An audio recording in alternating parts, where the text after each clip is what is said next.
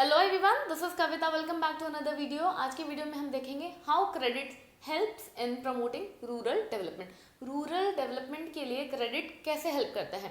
So let's start with one example. आप अगर अपने घर में रिनोवेशन कराना चाहते हो, कुछ नए चीज़ों को इम्प्लीमेंट करना चाहते हो, आपको सबसे पहले कौन सी चीज़ की ज़रूरत पड़ेगी? First, capital. बिना कैपिटल, बिना मनी आप कुछ नहीं कर सकते हो। Similarly, rural development strongly depends on capital for higher production, whether it is agriculture or non-agriculture activity. चाहे एग्रीकल्चर का आप कोई काम कर रहे हो या एग्रीकल्चर के अलावा दूसरे काम कर रहे हो, बिना कैपिटल, बिना पैसे आप कुछ नहीं कर सकते हो। Second, gestation between crop sowing and final realization of income from production is quite long.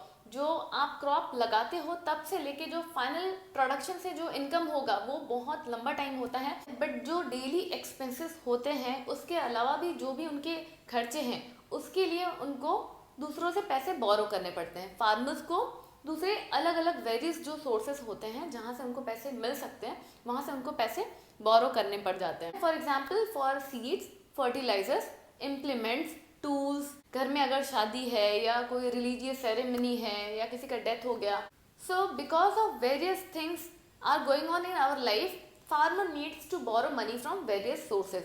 So during independence के टाइम पे बहुत सारे ऐसे ट्रेडर्स थे या मनी लेंडर्स थे जो बहुत परेशान करते थे छोटे छोटे जो फार्मर्स थे या जिनके पास में लैंड नहीं था, वो एज अ लेबर दूसरे के फार्म में जाके काम करते थे। तो ये लोग क्या करते थे, मनी लेंडर या दूसरे ट्रेडर्स के पास से पैसे बोरो करते थे। बट इनका जो रेट ऑफ इंटरेस्ट था वो बहुत ज़्यादा था। जो पैसे फार्मर्स लेके आते थे उस पर उनको इंटरेस्ट बहुत ज़्यादा देना पड़ता था, जिस कारण वो कभी कर्जे से बाहर नहीं आ पाते थे। So this was really very painful. So as time travels, in 1969 India has borrowed social banking to fulfil the need of farmers, या जो भी रूरल एरिया में है उनकी जो भी नीड है उसको फुलफिल करने के लिए। And later on then NABARD was set in 1982। NABARD का फुल फॉर्म है National Bank of Agriculture and Rural Development. NABARD एक ऐसा बैंक था जो रूरल डेवलपमेंट में हेल्प करता था। उनके जो भी नीड्स होते थे फार्मिंग से रिलेटेड या जो भी एक्टिविटी वो अपने विलेज में कर रहे थे उसमें उनको हेल्प करता था NABARD. But now today rural banking consists of multiple agencies, namely commercial bank, regional bank, cooperative and land development banks.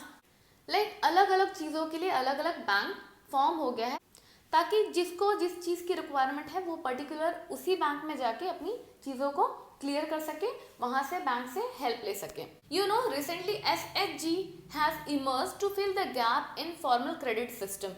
SHG का फुल फॉर्म है सेल्फ हेल्प ग्रुप। ये कुछ 10 से 25 लोगों का ग्रुप होता है और ये जो लोग होते हैं ये डेली वेजेस पे वर्क करते हैं। डेली वेजेस पे मतलब जो हर दिन की कमाई लेके काम करता है, जैसे लेबर लोग होते हैं। सो एक्सट्रीमली पुअर होते हैं और इनकी एज 18 से लेके 45 तक के बीच की होती है। बिकॉज जो फॉर्मल क्रेडिट सिस्टम था वो पूरी तरीके से सबको हेल्पफुल नहीं हो पा रहा था और जो एक्सट्रीमली पुअर थे वो ऑटोमेटिकली क्रेडिट सिस्टम से बाहर हो गए थे क्योंकि वो उन तक पहुंच नहीं पाते थे।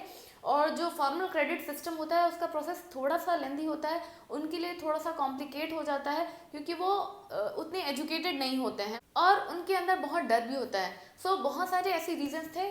फॉर्मल क्रेडिट सिस्टम या formal banking, in short, in brief अगर मैं आपको एक्सप्लेन करूँ तो इसकी सारी एक्टिविटी जो गवर्नमेंट देखती है उसको बोलते हैं फॉर्मल क्रेडिट सिस्टम। और नॉन फॉर्मल क्रेडिट सिस्टम होता है जिसे हम किसी भी मनी लेंडर के पास से लेते हैं या फ्रेंड्स, रिलेटिव्स, ऐसे लोगों से लेते हैं, उसको बोलते हैं informal credit system. So SHG is nothing but a group of people those who are working on daily wages. ठीक है, this members make small regular saving contribution over a few month till there is a sufficient money in a group to begin lending. So एक बार जब sufficient money group में हो जाता है, the credit is given to the needy person and it is repayable by the member in small installment at reasonable interest rate. एक छोटा सा interest rate लगा के उनको एक छोटे छोटे इंस्टॉलमेंट में पैसे रिटर्न करने होते हैं। मोस्टली SHG में फीमेल्स का इन्वॉल्वमेंट ज़्यादा होता है।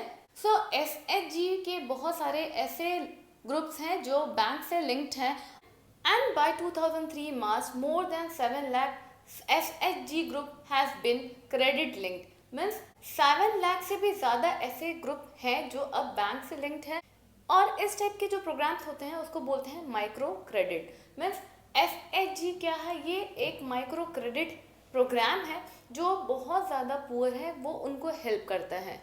So this was all about credit role in rural development. Let's discuss few questions based on credit. Although I have explained about credit nicely, but still let's discuss few questions based on credit. Number 1, what are the importance of credit in rural development? So your systematic answer should be: farmer needs money to buy additional land, fertilizers, seeds, implements, tools, and so to pay debt and personal expenses like marriage, death and regional ceremonies and so on. Since the gestation period between crop sowing and realization of income period is very long, farmer needs to take credit.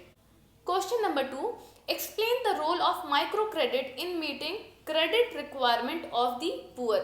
So for this your answer should be SHGs, that is self-help groups, and microcredit programs promote theft in small portion by a minimum contribution from each member. From the pooled money, credit needs are fulfilled. The member have to repay the amount in small installment and at less interest. The borrowings are mainly for consumption purpose. Question number 3, why short-term loan is required by rural population? So for this your answer should be for meeting consumption expenditures. Question number 4, what is the full form of SHG? So your answer should be self help group. I think आपको credit का role क्या है rural development में ये समझ में आया होगा. With this I'm done. Do not forget to like, share and subscribe. Meet you all in next video. Till then, take care. Bye.